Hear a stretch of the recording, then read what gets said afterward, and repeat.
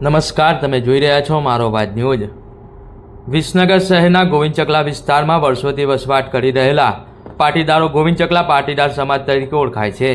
આ પાટીદાર સમાજ એકતા, સંગઠન અને સહયોગની ભાવના સાથે દરેક સામાજિક અને ધાર્મિક કાર્યક્રમોની સાથે સાથે શૈક્ષણિક ક્ષેત્રે પણ ઘણો વિકાસ કરી રહ્યો છે। જેમાં તારીખ 10/8/2025ને રવિવારના રોજ શહેરના સવાલા દરવાજા વિસ્તારમાં આવેલ ગોવિંદચકલા પટેલ ખાતે શ્રી સંગજીદાસ કરશનદાસ પટેલ પરિવારના 98 જેટલા સભ્યોનો વંશાવલીનું અનાવરણ અને કુટુંબની ટેલિફોન ડિરેક્ટરીનું વિમોચન પ્રસંગનું ભવ્ય ઉજવણી સાથેનું આયોજન કરવામાં આવ્યું હતું। આ પરિવાર 1975થી એક જ સંગઠન અને એકતાની પ્રેરણાથી ઝળહળી રહ્યો છે। આ કાર્યક્રમમાં સૌપ્રથમ કુટુંબની દીકરી કુમારી રૂહી જયકુમાર પટેલ દ્વારા ભગવાન શ્રી ગણપતિ દાદાની સુંદર મજાની ગણેશ વંદના કરીને શુભારંભ કરવામાં આવ્યો હતો।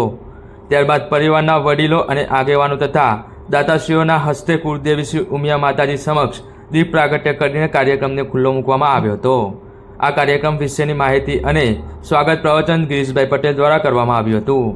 ભરતભાઈ દશરથભાઈ પટેલે પરિવારની ટેલિફોન ડિરેક્ટરી અને વંશાવલી બનાવવામાં મહત્વની જવાબદારી અને કામગીરીની માહિતી આપી હતી। આ કાર્યક્રમમાં હાજર રહેલા પરિવારના વડીલો અને દાતાશ્રીઓના વરદ હસ્તે કુટુંબની ટેલિફોન ડિરેક્ટરીનું વિમોચન અને શ્રી સંગજીદાસ કરશનદાસ પટેલ પરિવારની વંશાવલીનું અનાવરણ કરવામાં આવ્યું હતું।